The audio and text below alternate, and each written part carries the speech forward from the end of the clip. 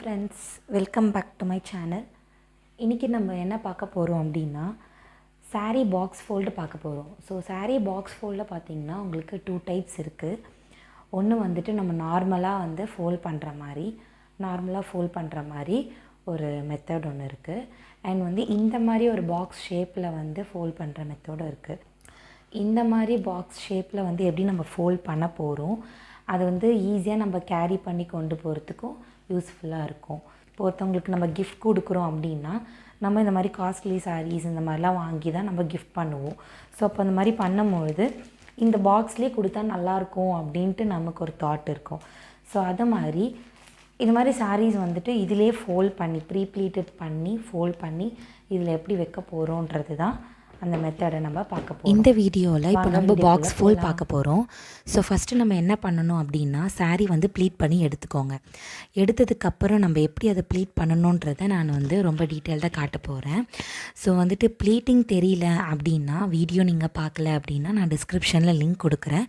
So அந்த video போய் பாருங்க. ப்ளீட்டிங் எப்படி பண்ணனும், நீட்டா எப்படி பண்ணனும், மெஷர்மென்ட்ஸ் அது எல்லாமே அந்த வீடியோல இருக்கு. சோ வந்து பார்க்காதவங்க பார்த்து தெரிஞ்சுக்கோங்க. இப்போ நம்ம front pleat and center pleat so side pallu இது எல்லாமே நம்ம pleat பண்ணி எடுத்தாச்சு.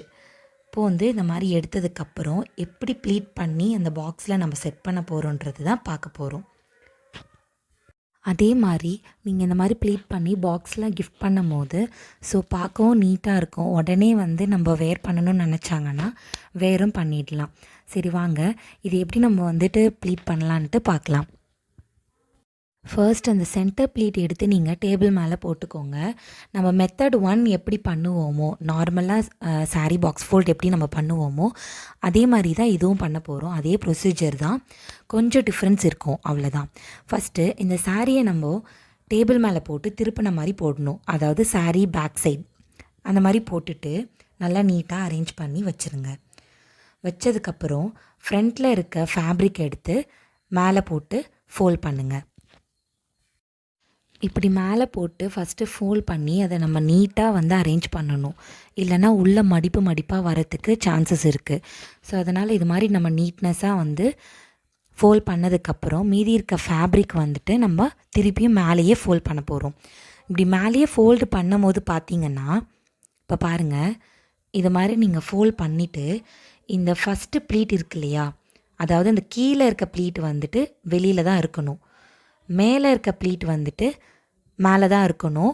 அது வெளியில் வரக்கூடாது. இப்படி வெளியில் வந்துச்சுன்னா இது மாதிரி வெளியில் வந்துச்சுன்னா அது பாக்ஸ் ஃபோல்ட் பண்ணும்போது நீட்டாகவே இருக்காது. அதனால் இந்த செகண்ட் ப்ளீட்டுக்கு உள்ளாரவே தான் அது இருக்கணும்.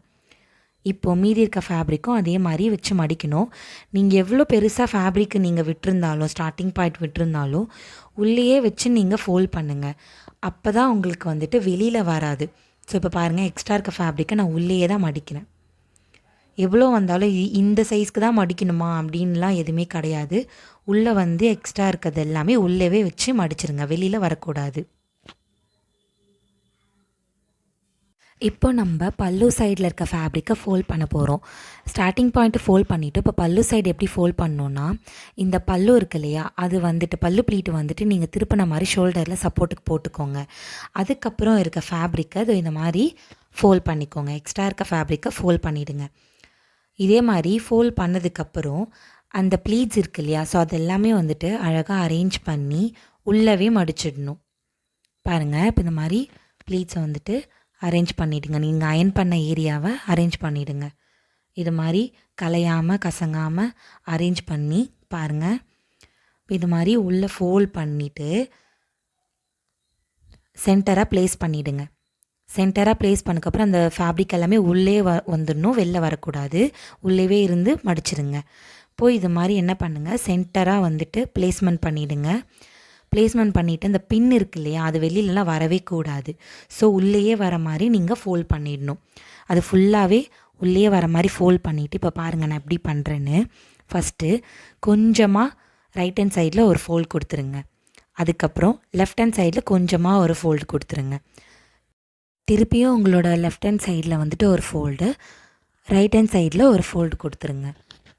இது மாதிரி 2 சைடுமே நீங்கள் சின்ன அளவாக இது மாதிரி குட்டியாக நீங்கள் ஃபோல்ட் பண்ணிக்கணும். 2 சைடுமே 2 ஃபோல்டு கொடுத்துடணும். கொடுத்ததுக்கப்புறம் அந்த ப்ளீட் பாருங்கள் சென்டரில் ப்ளேஸ்மெண்ட் ஆகிருக்கு.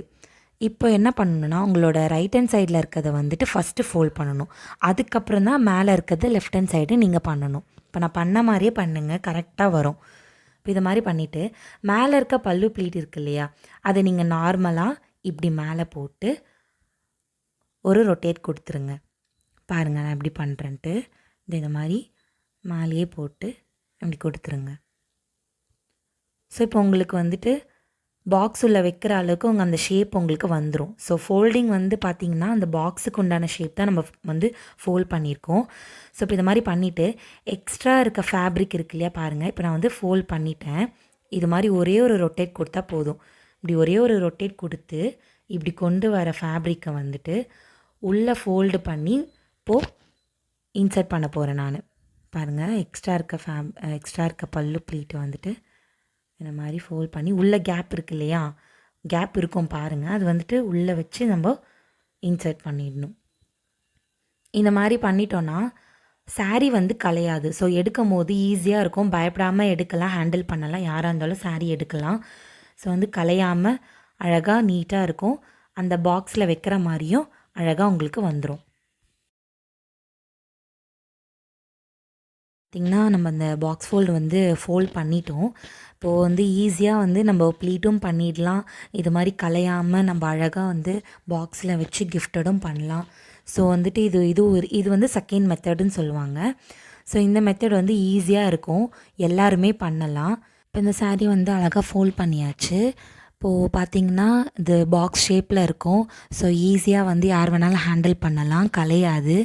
இப்போ பார்த்திங்கன்னா இந்த சாரீ வந்துட்டு நம்ம கொண்டு போகும்போது கிஃப்டட் பண்ணும் போது பார்க்கவே அழகாகவும் இருக்கும், நீட்டாகவும் இருக்கும். ஈஸியாகவும் நீங்கள் கேரி பண்ணி கொண்டு போகலாம். இந்த பாக்ஸில் தான் வச்சு கொண்டு போகணுன்னு கிடையாது, நீங்கள் எதில் வேணாலும் வச்சு கொண்டு போகலாம். அண்ட் பார்த்திங்கன்னா இப்போ பாருங்கள் இந்த பாக்ஸ் ஷேப்புக்கு அழகாக இருக்குது. இது வந்து காஞ்சிபுரம் சில்க் சாரீ. ஸோ வந்துட்டு அந்த பாக்ஸ்லேயே உங்களுக்கு போட்டு காட்டுறேன்.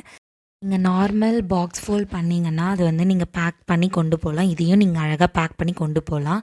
ஈஸியாகவும் இருக்கும் உங்களுக்கு கேரி பண்ணுறதுக்கு, கிஃப்டட் பண்ணுறதுக்கும் உங்களுக்கு கம்ஃபர்டபுளாக இருக்கும். ஸோ இதுதான் வந்துட்டு சாரியோட செகண்ட் மெத்தட். ட்ரை பண்ணுங்கள், நம்ம சேனலை சப்ஸ்கிரைப் பண்ணுங்கள். வீடியோ உங்களுக்கு பிடிச்சிருக்குன்னு நினைக்கிறேன். ஸோ உங்களோட தாட்ஸை கமெண்ட் பண்ணுங்கள் அண்ட் வீடியோ வந்துட்டு ஷேர் பண்ணுங்கள். தேங்க்ஸ் ஃபார் வாட்சிங் ஃப்ரெண்ட்ஸ். தேங்க்யூ.